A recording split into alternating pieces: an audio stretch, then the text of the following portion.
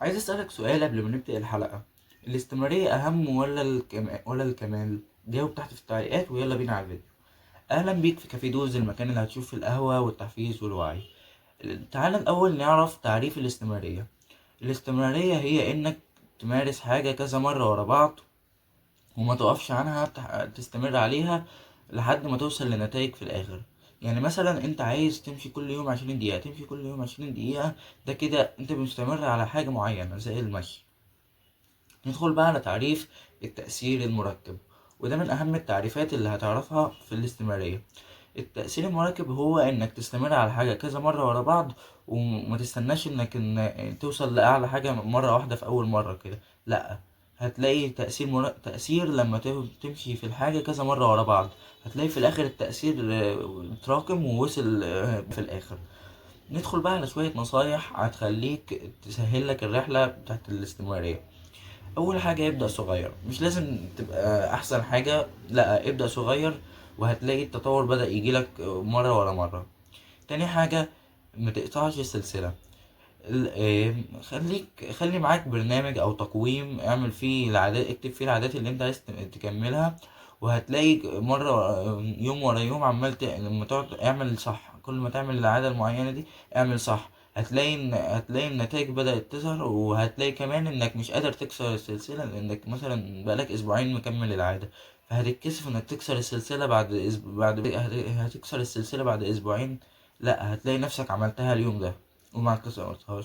تالت حاجة قاعدة اليومين. ما تكسرش العادة المعينة اللي انت عايز تستمر عليها لمدة يومين.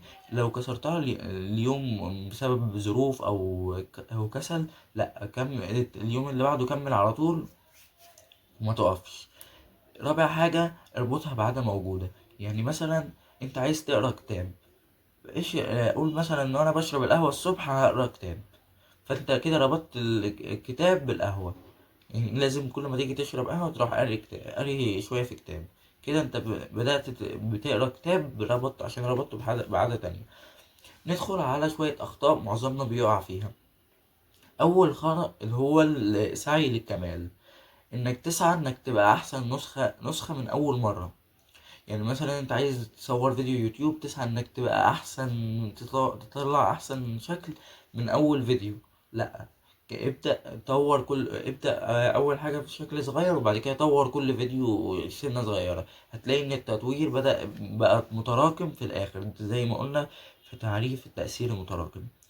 تاني حاجة، انتظار الحافز، انك تستنى حد يحفزك او حاجة تحفزك.